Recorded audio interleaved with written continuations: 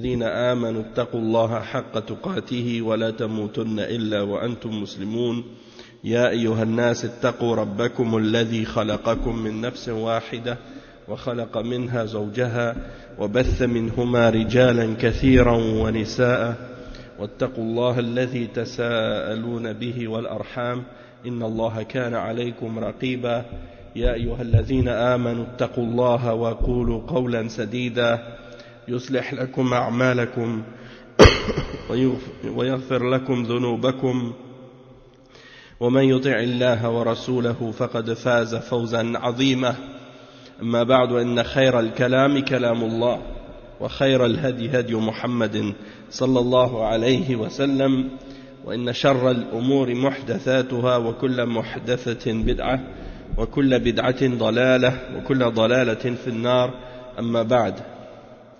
Donc on continue dans l'explication des versets 190 à 193 dans Surat Al-Baqarah et on est arrivé donc à l'explication on a continué par rapport à l'explication qui est reliée au djihad dans ces versets-là et on a expliqué donc que jusqu'à date, on avait expliqué qu'il y avait cinq catégories de djihad.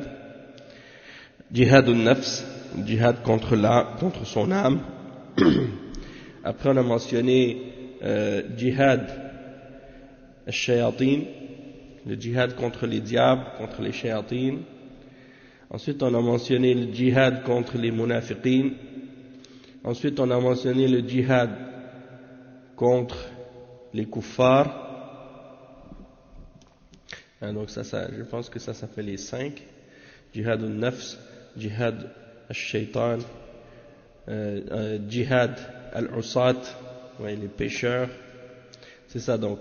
Jihad al-nafs, le jihad contre son propre âme, le jihad contre les pécheurs, le jihad contre les shayatin, les diables, le jihad contre les munafiqin, les hypocrites, et le djihad contre les kuffars. Donc ça, c'est les 5 catégories qu'on a mentionnées dans les cours précédents. Ensuite, hier, on a mentionné que le djihad, il n'a pas été légiféré d'un seul coup. Il a été légiféré par étapes, et on a mentionné 4 étapes. On a expliqué au début que le djihad à la Mecque, lorsque les musulmans étaient faibles, c'était interdit au début de combattre. Puis ensuite, il y a eu la permission de combattre ceux qui nous combattent, ceux qui nous attaquent. Donc c'était au début un djihad défensif qui a été permis. Ensuite, il y a eu la permission ou bien le point numéro 4, c'est ça, on a dit lorsque les musulmans étaient faibles, ça c'était la première étape.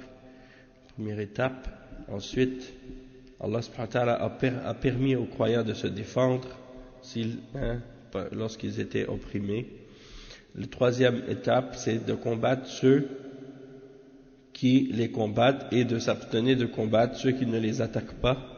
Et la quatrième étape, c'est lorsque les musulmans ont atteint un niveau de force suffisant, et bien là, à ce moment-là, ils étaient ordonnés de combattre les mushrikines de façon générale, dans le but d'élever la parole d'Allah subhanahu wa ta'ala et d'éliminer toutes les manifestations de shirk sur terre et d'établir le tawhid, c'est-à-dire l'unicité d'Allah dans l'adoration, que Allah seul soit adoré.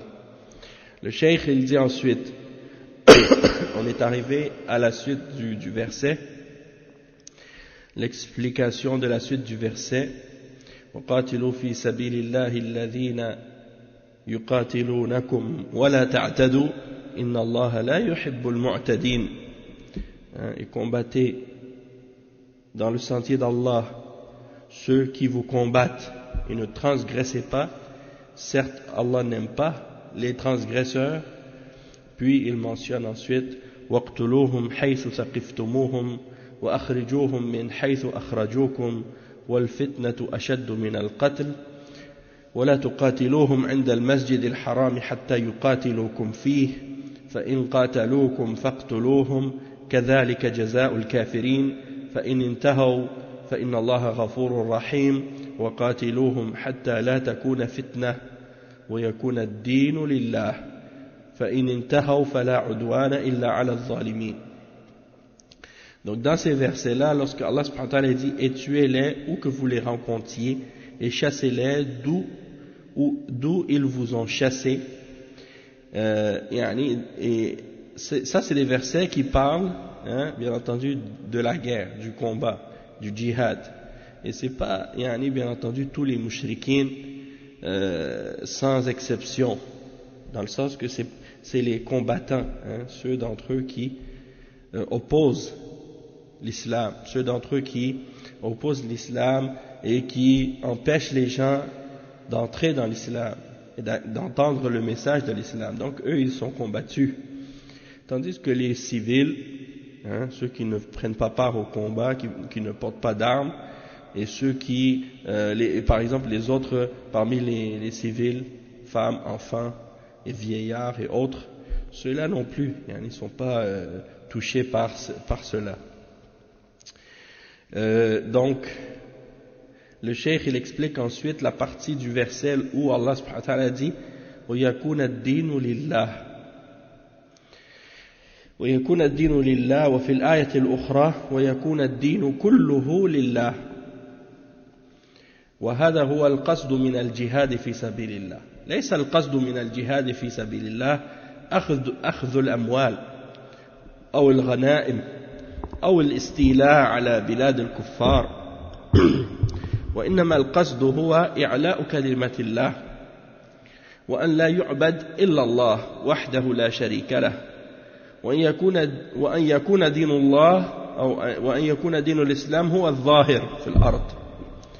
هذا هو القصد من الجهاد في سبيل الله عز وجل. ومن هذا نعلم أن الجهاد في سبيل الله يكون على حالتين. الحالة الأولى أن يكون مجرد دفاع إذا كان المسلمون ليس عندهم قوة واعتدى عليهم الكفار في بلادهم، فإنه يجب على المسلمين أن يدفعوهم وأن يقاتلوهم حتى يردوهم عن بلاد المسلمين. هذا يسمى الدفاع، وهذا عند ضعف المسلمين وعدم استطاعتهم للغزو، فإنهم على الأقل يمنعون بلادهم من دخول الكفار وتسلط الكفار على بلاد المسلمين. أما إذا كان عند المسلمين قوة فإنه لا يكفي جهاد الدفاع، بل لا بد من غزو الكفار في بلادهم، كما قال تعالى وقاتلوهم حتى لا تكون فتنة ويكون الدين لله. ولذلك النبي صلى الله عليه وسلم غزا المشركين في بلادهم، فكان صلى الله عليه وسلم يغزو بنفسه ويقود الجيوش بنفسه، وأحيانا يؤمر على الجيش من يقودهم من الأمراء ويرسلهم لقتال الكفار، وصار على هذا خلفاؤه الراشدون رضي الله عنهم، وصار على هذا المسلمون في الدولة الأموية والدولة العباسية حتى غزا وعليكم السلام ورحمة الله وبركاته حتى غزوا المشرق والمغرب وفتحوا البلاد ونشروا هذا الدين، وتحقق قول الله تعالى هو الذي أرسل رسوله بالهدى ودين الحق ليظهره على الدين كله ولو كره المشركون. فظهر دين الله بالدعوة والجهاد في سبيل الله. والدعوة أولا فإن استجابوا فالحمد لله، وإن لم يستجيبوا وجب قتالهم حتى يكون الدين كله لله، لأن الله خلق الخلق لعبادته، كما قال سبحانه وما خلقت الجن والإنس إلا ليعبدون. فإذا انحرف البشر وعبدوا غير الله وجب دعوتهم للرجوع إلى عبادة الله، فإن لم يستجيبوا وجب قتالهم حتى يكون الدين كله لله. وهذا هو المقصود من الجهاد، قاتلوهم يعذبهم الله بأيديكم ويخزيهم وينصركم عليهم ويشفي صدور قوم مؤمنين ويذهب غيظ قلوبهم ويتوب الله على من يشاء والله عليم حكيم فهذه هي الأغراض من الجهاد في سبيل الله. Donc le cheikh il explique, il dit que Allah subhanahu wa ta'ala il dit combattez-les jusqu'à ce qu'il n'y ait plus de shirk et que la religion soit toute pour Allah seul, soit uniquement pour Allah seul. Et dans l'autre verset, et combattez-le pour que la religion tout entière soit à Allah seul. Ça c'est le verset 39 dans Surat Al-Anfal. Donc les deux versets c'est la même formule, excepté que dans le deuxième il y a kulluhu. Kulluhu ça veut dire tout au complet, tout entière. Et dans le premier c'est wa yakuna ad-dinu lillah, dans le deuxième wa yakuna ad-din kulluhu lillah. D'accord? Donc les deux versets, il y a cette formule là dedans. Et donc c'est pour dire que le but et l'objectif du djihad, de la lutte et du combat dans le sentier d'Allah, le but, le cheikh il dit ça c'est pour expliquer le but et l'objectif, pour expliquer en même temps que l'objectif du djihad dans le sentier d'Allah, ce n'est pas de prendre l'argent, de prendre le butin, de prendre, de conquérir les terres, les kuffars et leur pays, mais le but c'est d'élever la parole d'Allah, pour que rien ne soit adoré excepté Allah seul, et pour que Allah soit adoré sans partenaire et sans associé. Et il dit ensuite, et pour que la religion d'Allah soit la religion qui est apparente sur terre et qui a le dessus sur terre. Et ça c'est l'objectif principal du djihad dans le sentier d'Allah. Et c'est là que c'est à partir de ce moment que nous savons que le djihad dans le sentier d'Allah, il a deux situations.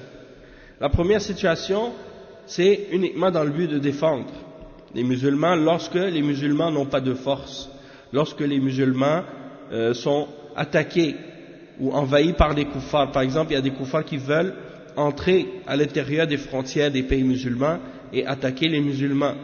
Alors dans ce moment-là, c'est obligatoire pour les musulmans de se défendre et de les combattre pour les repousser et pour les empêcher de rentrer dans les pays musulmans. Et c'est ce qu'on appelle le djihad de difa, c'est-à-dire le djihad défensif. Et ça, c'est lorsque les musulmans sont dans une situation de faiblesse et lorsqu'ils ne sont pas capables eux-mêmes de combattre et d'attaquer, de faire le combat offensif. Alors dans ce moment-là, eh bien, le minimum, c'est qu'ils empêchent les kuffars d'entrer dans les pays musulmans et de prendre le dessus sur les musulmans pour envahir les pays musulmans. D'accord? Donc ça c'est le djihad qu'on appelle en arabe djihad ad-difa'.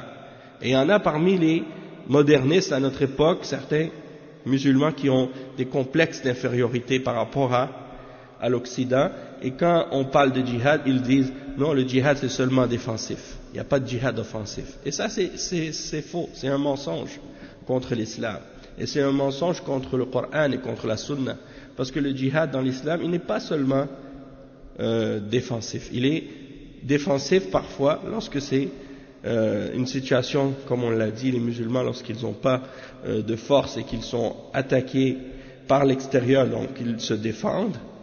Mais il y a aussi le djihad défensif, il y a aussi le djihad offensif. Le cheikh il explique justement ce point de vue-là. Il dit c'est lorsque les musulmans possèdent une force. Alors dans ce cas-là, c'est pas suffisant juste de se défendre, mais les musulmans doivent eux aussi de leur côté faire l'offensive et combattre les kuffars dans leur pays. Et il mentionne à ce sujet-là le verset dans les versets qu'on est en train d'expliquer dans Surat Al-Baqarah, وَقَاتِلُهُمْ حَتَّى لَا تَكُونَ فِتْنَةً وَيَكُونَ الدِّينُ لِلَّهِ. C'est-à-dire combattez-les jusqu'à ce qu'il n'y ait plus de fitna. Et la fitna qui est indiquée ici dans ce verset, les ulama ont expliqué que c'est ash-shirk. Le shirk, c'est-à-dire le fait d'associer avec Allah, de donner des partenaires à Allah dans l'adoration, d'adorer autre que lui.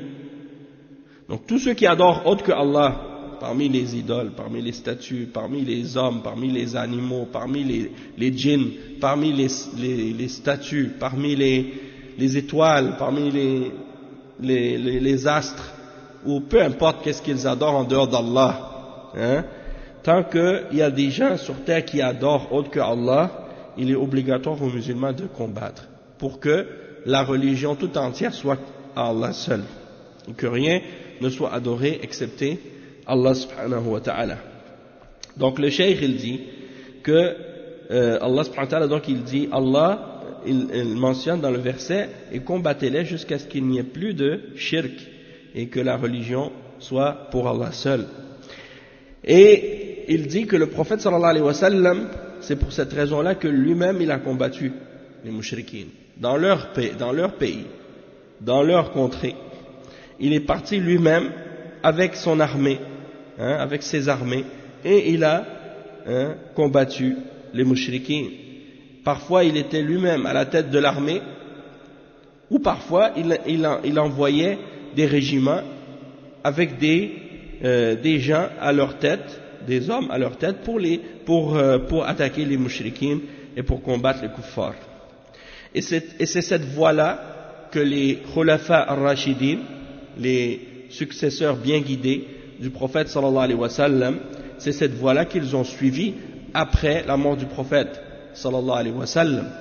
Et ça a été également la voie des musulmans durant l'empire Umayyad, l'empire qu'on appelle al-Umayyad et l'empire al-Abbasiyya, la même chose. Ils ont tous continué dans cette voie qui est la voie du prophète sallallahu alayhi wa sallam jusqu'à ce que l'islam se propage de l'est à l'ouest. Pardon? Empire al-Abbasiyya, al-Umayyad en premier, puis ensuite al-Abbasiyya. Ça c'est des dynasties. C'était dans les différentes régions des pays musulmans, hein, la Mecque, Médine et tout ce qui est aux alentours. Et ça s'est élargi de plus en plus. Hein, dans Dawla al-Abbasiyya, les musulmans sont arrivés jusqu'à l'Andalousie, jusqu'en Andalousie, et de l'autre côté jusqu'à la Chine.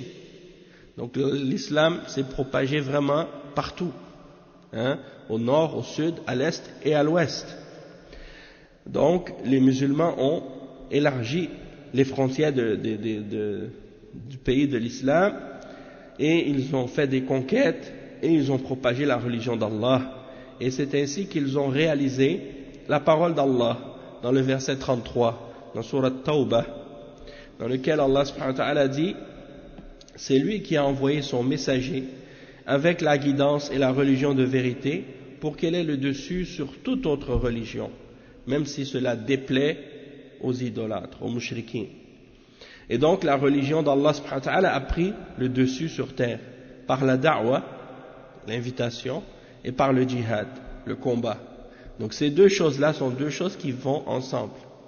L'appel et l'invitation avec les preuves et les explications et les clarifications et les arguments religieux et rationnels pour ramener les kuffars et les mushrikines à l'adoration d'Allah seul, et à la foi en lui, et à la foi en ses messagers, et en ses livres, et en ses anges, et au jour dernier, et en la prédestination, et ainsi de suite. Et lorsque, par exemple, l'appel n'est pas suffisant, que les mushrikoun refusent d'accepter la vérité, alors dans ce cas-là, hein, ils demandent l'aide d'Allah, et ils mettent leur confiance en Allah, et ils combattent pour établir l'islam, pour établir le tawhid et l'unicité d'Allah, et détruire les idoles et tout ce qui est adoré comme mensonge par l'humanité. Donc le cheikh il explique que il y a les deux manières par lesquelles Allah subhanahu wa ta'ala rend sa religion apparente. De un, par l'appel et l'invitation, et de deux, par le combat et la lutte, et c'est-à-dire le djihad fi sabilillah. Et le cheikh il dit que la da'wa, ça c'est en premier, hein, le fait d'appeler et d'inviter les kuffars à l'islam, ça c'est la première chose, c'est la priorité, c'est la chose première à faire.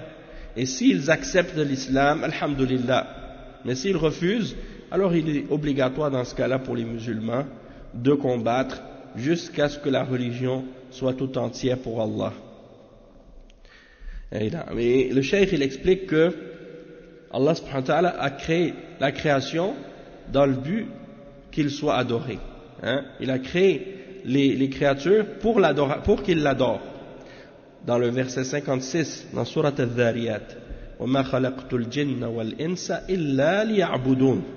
Je n'ai créé les djinns et les hommes que pour qu'ils m'adorent. Donc le but de notre existence, c'est l'adoration d'Allah.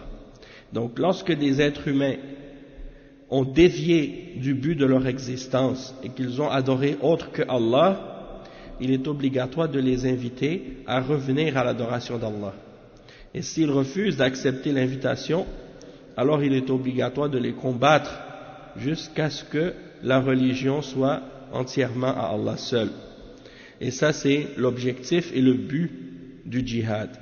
Et le cheikh il dit ensuite, le verset 14 et 15 dans Surat At-Tawbah, dans Surat At-Tawbah, on a dit 14 et 15, le cheikh il a cité ce verset, ces deux versets dans lesquels Allah subhanahu wa ta'ala dit, combattez-les, Allah par vos mains les châtira, les couvrira d'ignominie, vous donnera la victoire sur eux et guérira les poitrines d'un peuple croyant, et il fera partir la colère de leur cœur. Allah accueille le repentir de qui il veut. Allah est omniscient et sage. Donc, le cheikh il explique ensuite, il dit, voici les objectifs et les buts du combat dans le sentier d'Allah, et du djihad dans le sentier d'Allah. Il dit, وَلِهَذَا يَغْلَطُ مَنْ يَقُولُ إِنَّ الْجِهَادَ فِي الإسلام مُجَرَّدُ دِفَاعٍ فقط. هذا غلط. الجهاد في الإسلام يكون دفاعا عند ضعف المسلمين، وأما إذا قوي المسلمون فيكون الجهاد في سبيل الله جهاد طلب وجهاد غزو في أقطار الأرض حتى يظهر الله أو حتى يظهر دين الله عز وجل. هذا هو المقصود من الجهاد في سبيل الله. وهنا يقول الله سبحانه وتعالى وقاتلوا في سبيل الله انظر في سبيل الله. وهذا تنبيه على الإخلاص في الجهاد. وعليكم السلام ورحمة الله وبركاته. يعني إخلاص النية أن القصد ليس هو طمع الدنيا وأخذ الأموال وتوسعة الممالك، وإنما القصد في سبيل الله عز وجل، وليس القصد عداوة الكفار فقط، وإنما القصد هو في سبيل الله. ولهذا لما سئل عن الرجل يقاتل حمية، والرجل يقاتل للمغنم، والرجل يقاتل ليرى مكانه وأي ذلك في سبيل الله، قال قال صلى الله عليه وسلم من قاتل لتكون كلمة الله هي العليا فهو في سبيل الله. يعني تكون كلمة الله هي العليا، هذا هو الذي يكون في سبيل الله عز وجل. Donc le cheikh il explique que certaines personnes, comme je disais tout à l'heure, ils disent que le djihad dans l'islam c'est seulement pour la défense, c'est seulement défensif. Et le cheikh il dit ça c'est une erreur. Le djihad dans l'islam il est défensif lorsque les musulmans sont dans une situation de faiblesse. Toutefois lorsque les musulmans sont dans une situation de force, eh bien le djihad est qu'est-ce qu'on appelle en arabe jihad al-talab, jihad al-talab, ou jihad al-ghazwin. Donc le djihad dans ce cas-là c'est un djihad offensif, le djihad dans le but d'aller vers les mushrikines et les kuffars et de les appeler à l'islam jusqu'à ce que la religion d'Allah soit apparente et qu'elle ait le dessus. Et ça c'est l'objectif et le but du djihad dans le sentier d'Allah. Et ici on voit que Allah subhanahu wa ta'ala lorsqu'il dit et combattez dans le sentier d'Allah, il dit dans le sentier d'Allah. Et ça c'est pour indiquer une chose importante, c'est la sincérité dans le djihad. Parce qu'on a expliqué hier que le djihad c'est une adoration. C'est une adoration comme la salat, comme la zakat, comme le jeûne, comme le hajj. Ça fait partie des adorations qu'on fait pour Allah seul. Donc, il faut qu'on ait une intention sincère et pure, uniquement pour Allah, et non pas pour les désirs de la vie d'ici-bas, ou pour obtenir plus de biens, ou pour augmenter notre territoire, ou pour avoir des choses de la dunya seulement. Parce que si quelqu'un il fait ça uniquement pour la dunya, il n'aura aucune récompense de la part d'Allah pour tout ce qu'il fait comme sacrifice et comme effort. Et donc c'est pour ça que le cheikh il explique, il dit donc le but c'est pas uniquement d'opposer les kuffars et l'animosité envers les kuffars. Non, le but c'est d'être dans le chemin d'Allah et de faire qu'est-ce qu'on fait pour plaire à Allah et d'élever la parole d'Allah. Et lorsqu'un homme a été questionné à propos de celui qui combat par fierté ou qui combat pour le butin, uniquement pour de l'argent, ou bien celui qui combat pour qu'on voit son statut, montrer comment il est courageux et fort, celui qui fait ça pour la gloire, et pour que par la suite, après lui, on parle de son nom, on dit ah c'était un grand conquérant, c'était un grand homme, c'était un courageux. Eh bien le prophète sallallahu alayhi wa sallam il a répondu, il a dit celui qui combat pour que la parole d'Allah soit la plus élevée, alors il est dans le sentier d'Allah. Et ça c'est rapporté par Al-Bukhari et Muslim selon Abi Moussa al-Ash'ari radiyallahu anhu. Donc le but doit être d'élever la parole d'Allah. Et ça c'est le djihad qui est vraiment dans le sentier d'Allah. D'accord? Et donc ça c'est très important de bien comprendre ça, parce que l'intention dans la religion c'est fondamental. Innama al-a'malu bin-niyyat wa innama likulli imri'in ma nawa. Donc les actions ne valent que selon leurs intentions. Et le cheikh il dit ensuite وقاتلوا في سبيل الله لا يعني تقاتلوا لأجل الطمع الدنيوي أو الظهور على الناس وأخذ الملك، هذا شأن الجبابرة، وإنما المسلمون يقاتلون لهدف واحد وهو إعلاء كلمة الله، ولا يكون في سبيل الله إلا من قاتل لتكون كلمة الله هي العليا، كما قال الله سبحانه وتعالى وقاتلوا في سبيل الله الذين يقاتلونكم، هذا على القول الأول، أن هذه مرحلة من مراحل تشريع الجهاد، وهو قتال من قاتل من الكفار. وعليكم السلام ورحمة الله وبركاته.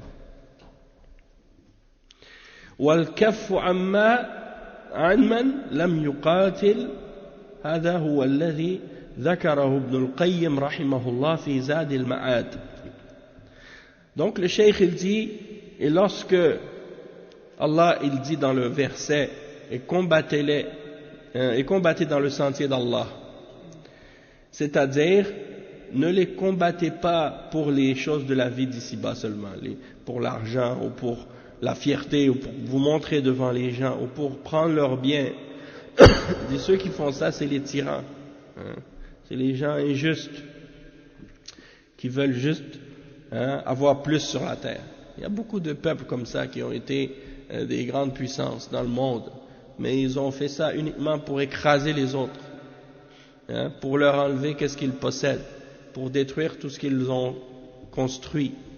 Comme les Tatars par exemple, quand ils ont envahi les pays, eux ils arrivaient quelque part, tout ce qu'ils voyaient ils le détruisaient seulement. Et ils n'avaient aucun intérêt que la destruction. Et il y a d'autres peuples comme ça. Et donc ça c'est un exemple, mais le djihad dans l'islam c'est pas ça. Le but c'est pas de détruire. C'est pour ça que ceux qui font des attentats, quand tu les vois, ils font exploser des bâtiments, font exploser les choses, les maisons, les habitations. Quand est-ce que tu as vu que le prophète sallallahu alayhi wa sallam il a dit aux musulmans allez détruire qu'est-ce qui appartient aux gens, allez détruire leurs possessions. Même tu vois que les musulmans, tu vois qu'ils détruisent même les choses qui appartiennent aux musulmans, dans les pays musulmans. Hein? Les choses publiques, hein? Les choses privées, les choses publiques. Donc, même dans les pays des musulmans, ils détruisent. Donc, yani Allah al-Musta'an. Le cheikh, il dit ensuite, donc, les musulmans, ils combattent dans un seul et unique objectif, et un seul et unique but, et c'est d'élever la parole d'Allah. Il dit, donc le combat dans l'islam, il ne sera pas dans le sentier d'Allah, excepté pour celui qui combat dans le but d'élever la parole d'Allah seulement. Comme Allah subhanahu wa ta'ala, il le dit, et combattez dans le sentier d'Allah ceux qui vous combattent. Hein? Et en même temps, comme le cheikh il dit, le combat il ne sera pas dans le sentier d'Allah excepté s'il est uniquement pour élever la parole d'Allah, et en même temps aussi uniquement si il est fait selon les conditions et les règles de l'islam. Si quelqu'un fait un combat mais qu'il ne respecte pas les conditions et les principes et les règles de l'islam, ce ne sera pas non plus fi sabilillah. Hein? C'est comme si la même chose pour la salat. Tu veux faire la salat, tu dois respecter les conditions de la salat, les règles de la salat. Hein? Tu ne peux pas prier sans wudu, tu ne peux pas prier à n'importe quelle heure. Il y a une heure pour chaque prière. Tu ne peux pas prier le nombre de rak'at que tu veux. Tu ne peux pas prier, faire le nombre de recours dans la prière comme tu veux, ou le nombre de sujoud comme tu veux, ou prier dans n'importe quelle direction. Non, tu dois prier dans une direction spécifique. Tout ça, c'est des règles. Pour que ta prière soit valable, tu dois respecter ça. Hein? Si tu pries sans wudu, si tu pries dans le sens contraire de la qibla, si tu pries, tu fais 10 sujoud, 4 recours, 5 rak'at, ça sera pas une salat. Et la même chose pour le combat et le djihad. Si tu pries sans respecter les conditions et les principes du djihad, ce sera pas le djihad. Hein? Ce sera peut-être un combat, comme du point de vue des koufars par exemple, qui font le combat n'importe quelle façon, mais du point de vue islamique, non. Ce ne sera pas considéré comme un djihad légiféré. Et le cheikh il dit, et donc ce verset, quand Allah subhanahu wa ta'ala dit, et combattez dans le sentier d'Allah ceux qui vous combattent, selon la première explication qu'on a mentionnée, c'est que c'est une étape, pour indiquer une des étapes parmi les étapes de la législation et comment Allah a légiféré le djihad. Que parmi les étapes du djihad, il y a eu une étape dans laquelle les musulmans ont été ordonnés uniquement de combattre ceux qui les combattaient. Et que ceux qui ne les combattaient pas, alors dans ce cas-là, ils devaient s'abstenir de les combattre. Et ça, c'est ce que l'imam Ibn al-Qayyim al-Jawziyah a expliqué dans son livre Zadul Ma'ad. Ibn al-Qayyim, il a vraiment bien détaillé ces questions-là dans son livre Zadul Ma'ad.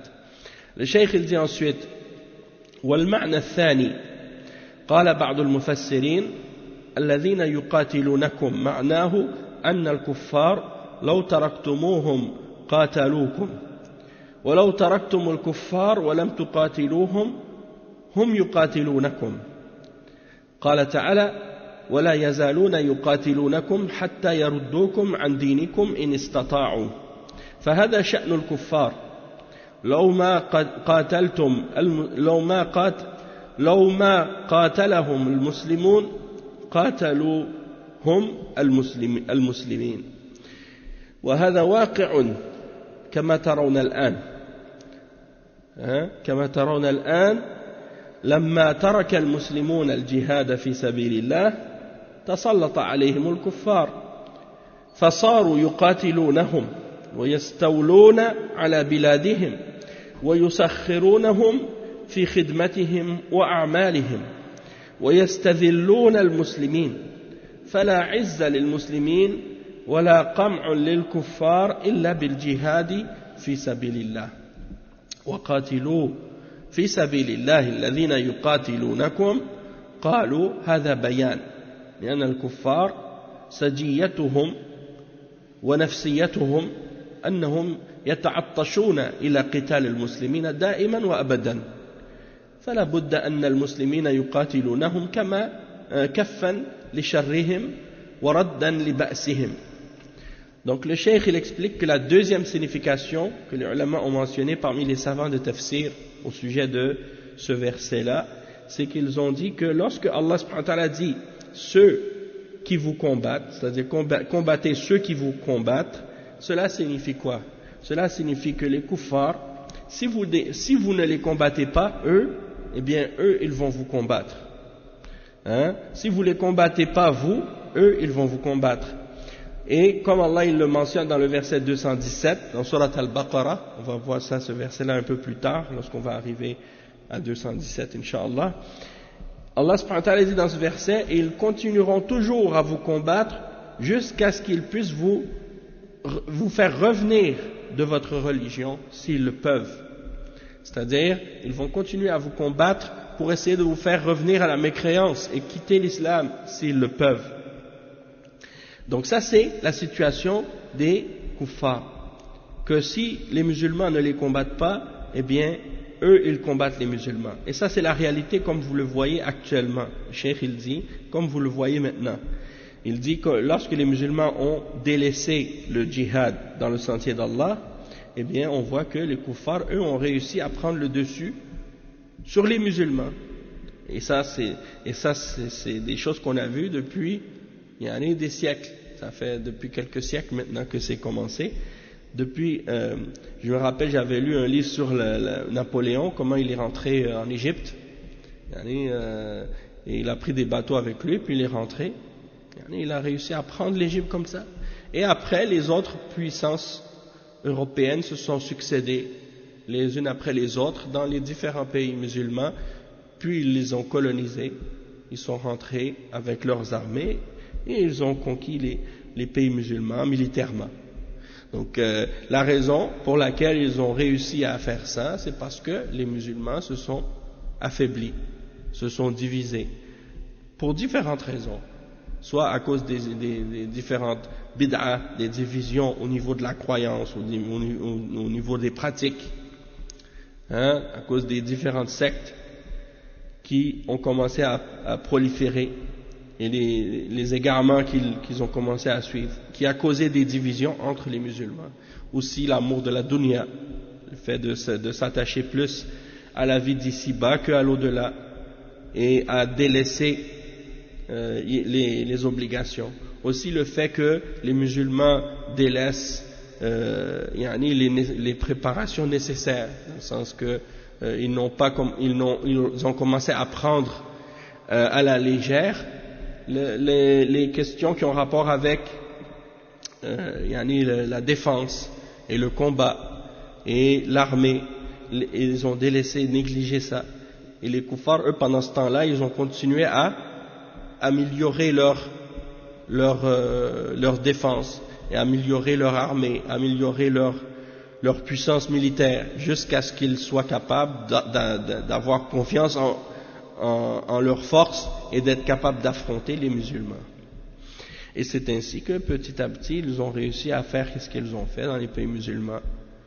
Et bien entendu, ça c'est à cause de nos péchés aussi. C'est à cause de nos péchés, c'est sûr.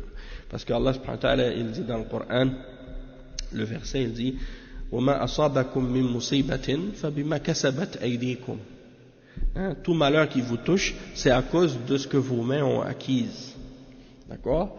Donc ça fait partie des conséquences de les choses qu'on est en train de vivre maintenant dans le monde musulman, la faiblesse et la façon dont les musulmans sont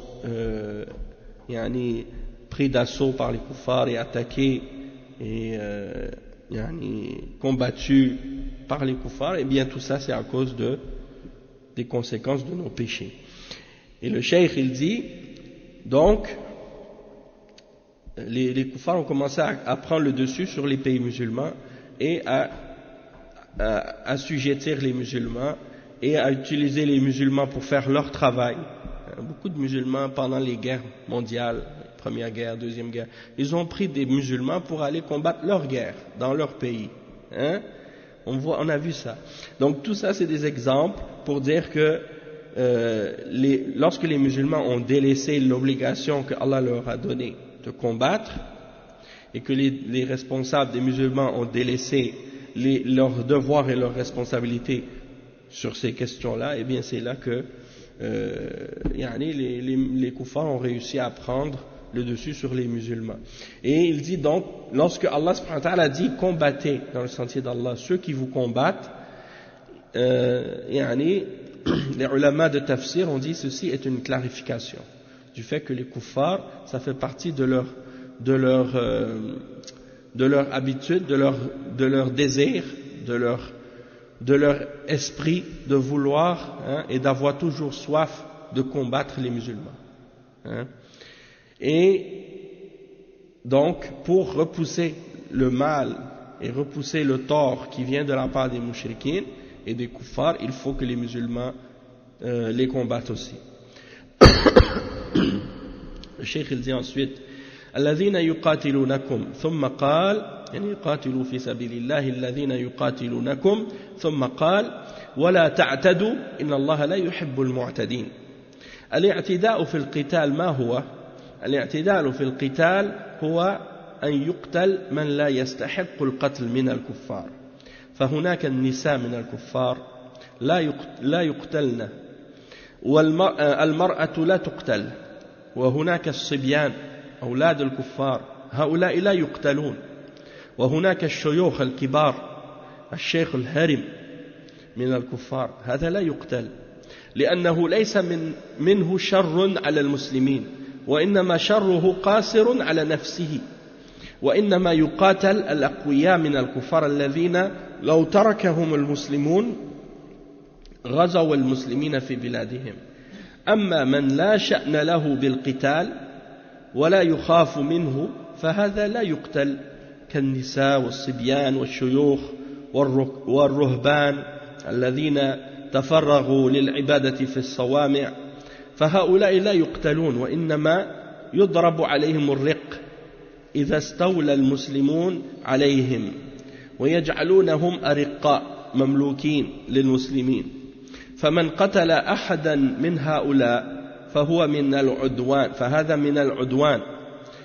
وكذلك من العدوان في القتال التمثيل بجثث القتلى، حتى ولو كانوا كفارا لا يجوز التمثيل في القتلى، كقطع أطرافهم وتقطيع أعضائهم، إذا قتلوا يتركون، ولا يجوز التمثيل بجثثهم، وإنما يكتفى بقتلهم وإراحة المسلمين من شرهم. وكذلك من العدوان في القتال نقض العهود، فإذا تصالحنا مع الكفار وأبرمنا بيننا وبينهم صلحا على ترك القتال، فإننا لا يجوز لنا أن نغدر بهم وأن ننقض العهد ما داموا مستقيمين على العهد، فلا يجوز الغدر بالعهد. وإذا احتجنا إلى نقض العهد فإننا نعلن، وإذا خفنا من خيانتهم فإننا نعلن أننا سننهي العقد ولا نغدرهم غدرا وخفية.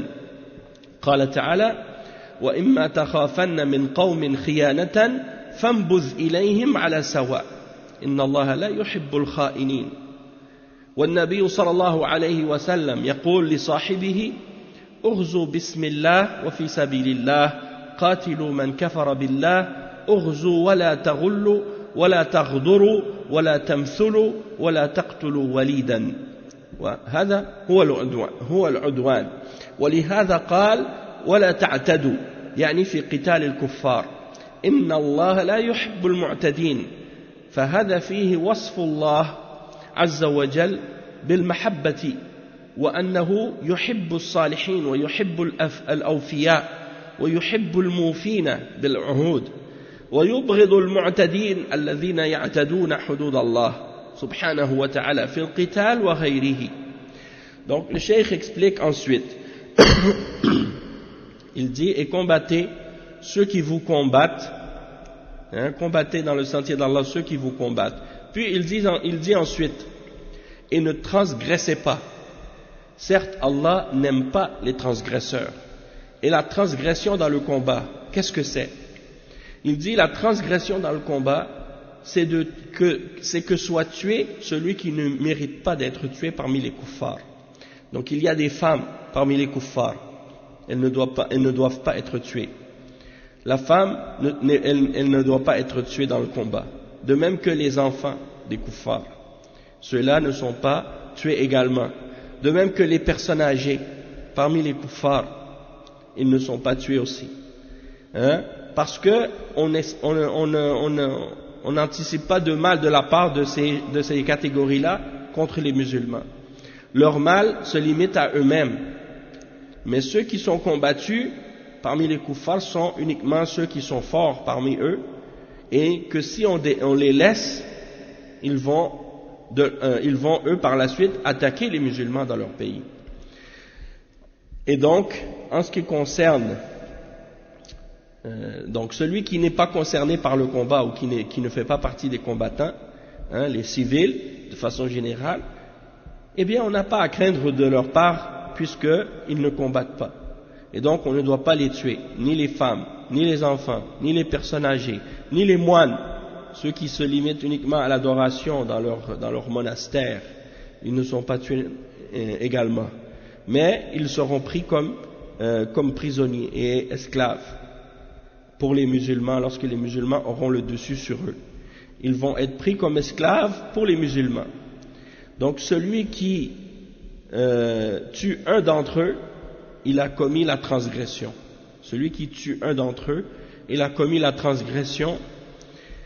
Et de même que parmi les exemples de transgression dans le combat, il y a le fait de mutiler les corps des personnes qui ont été tuées. Par exemple, si quelqu'un parmi les kuffars il est mort, on n'a pas le droit de le mutiler. Vous savez c'est quoi la mutilation? Lorsque certaines personnes ils voient un cadavre d'un mécréant, ils lui coupent le nez, ils lui coupent les oreilles, ils lui coupent les membres ou la tête, ou des choses comme ça. Ça c'est interdit. Ça s'appelle at-tamthil. Et le prophète sallallahu alayhi wa sallam a interdit ça. Donc même si c'est des kuffars, on n'a pas le droit de mutiler leur cadavre, ou de couper leurs membres. Donc il dit, le cheikh, qu'ils sont tués et ça suffit, on les laisse, c'est-à-dire quand les combattants sont tués, les combattants ennemis sont tués, on n'a pas le droit de les mutiler. Une fois qu'ils sont morts, ça y est, on a été épargné de leur mal. Il dit également, parmi les exemples de transgression dans le combat, il y a le fait de briser les ententes de paix et de ne pas respecter nos ententes avec nos ennemis. Donc il dit que si les musulmans ont pris une entente avec les kuffars et ont signé une entente avec eux, eh bien il faut respecter cette entente si on a signé par exemple qu'on n'allait plus combattre. On fait la paix, donc il n'y a plus de combat. Et il n'est pas permis de les trahir et de briser notre entente une fois que l'entente a été signée, tant que eux continuent à respecter cette entente-là. Et il dit qu'il n'est pas permis donc de faire de la trahison ou de trahir notre engagement ou notre entente. Il dit toutefois, si on a besoin de briser cette entente-là, eh bien dans ce cas-là, il faut le déclarer auparavant. Il faut l'annoncer auparavant. Et il dit, si on craint de la part de notre ennemi une trahison quelconque, alors dans ce cas-là, il faut les avertir à l'avance du fait qu'on va briser l'entente avant de la briser, avant de les combattre. Parce que sinon c'est de la trahison. C'est de la trahison et c'est de la lâcheté. Et le prophète sallallahu alayhi wa sallam a interdit donc de faire qu'est-ce qu'on appelle en arabe al-ghadar, et de les attaquer comme on dit par surprise. Eux ils sont en entente de paix avec toi, puis toi comme ça du jour au lendemain tu décides de les attaquer, de briser l'entente, ça c'est pas permis. Et il mentionne comme preuve à ce sujet-là le verset 58 dans Surat Al-Anfal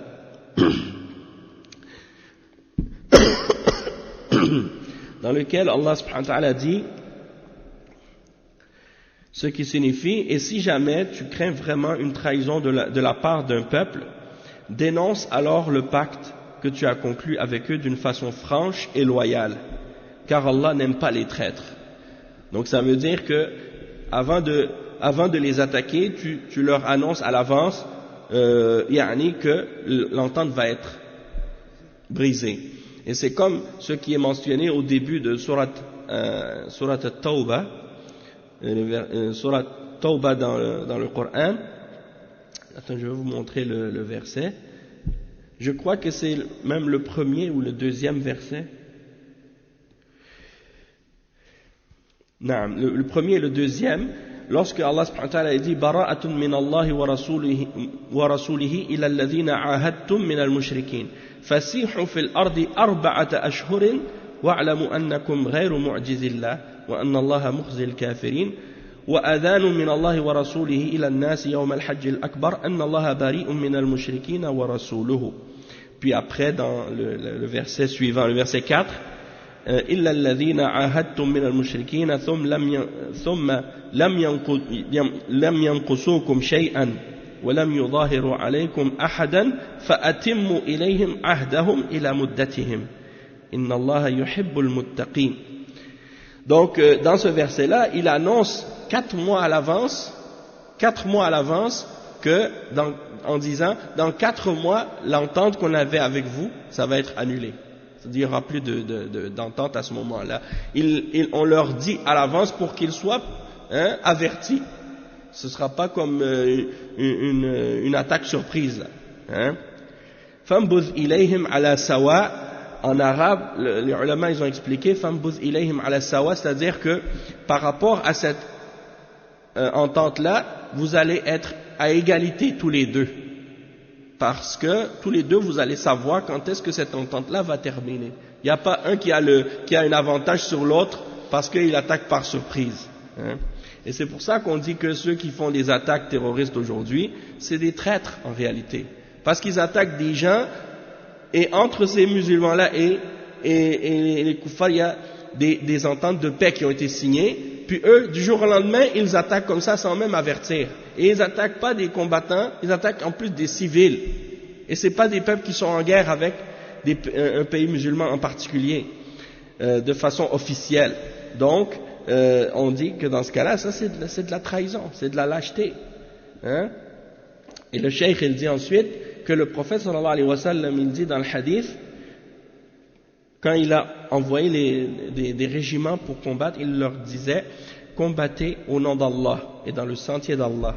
Combattez celui qui a rejeté la foi en Allah et combattez et ne faites pas d'exagération et ne faites pas de trahison et ne faites pas de mutilation et ne tuez pas les femmes, ne tuez pas les femmes. Et tout ça, c'est des exemples de choses qui rentrent dans la transgression. Donc ça, c'est les ordres que le prophète sallallahu alayhi wa sallam donnait à ses combattants avant qu'ils partent au combat. Il leur donnait ces consignes-là, à respecter ces choses-là, c'est-à-dire que le djihad dans l'islam, c'est un combat avec des règles de morale, avec des règles d'honnêteté, de dignité, de respect. C'est pas quelque chose de sauvage. Et en même temps, donc, Allah nous interdit de transgresser dans le combat. Il dit وَلَا تَعْتَدُوا يعني في قتال الكفار إن الله لا يحب المعتدين. Donc, ne transgressez pas dans le combat contre les mécréants. Allah n'aime pas les transgresseurs. Et donc, il y a ici la description d'Allah comme ayant comme attribut l'amour, que Allah subhanahu wa ta'ala aime les pieux, aime les gens qui gardent leurs engagements, aime les gens qui respectent leurs paroles et qu'il déteste les gens qui font la transgression et qui dépassent les limites d'Allah dans le combat ou dans autre chose. Donc on va s'arrêter ici pour le cours d'aujourd'hui, puis on continuera le tafsir de Surat al-Baqarah la semaine prochaine. Inch'Allah, vendredi prochain, on va continuer. Subhanakallahumma bihamdika ashhadu an la ilaha illa anta astaghfiruka wa atubu ilayk. Non, parce que le cours de tafsir, c'est le vendredi, samedi et dimanche. Oui. Barakallahu fikum wa jazakumullahu khairan. Assalamu alaikum wa rahmatullahi wa barakatuh.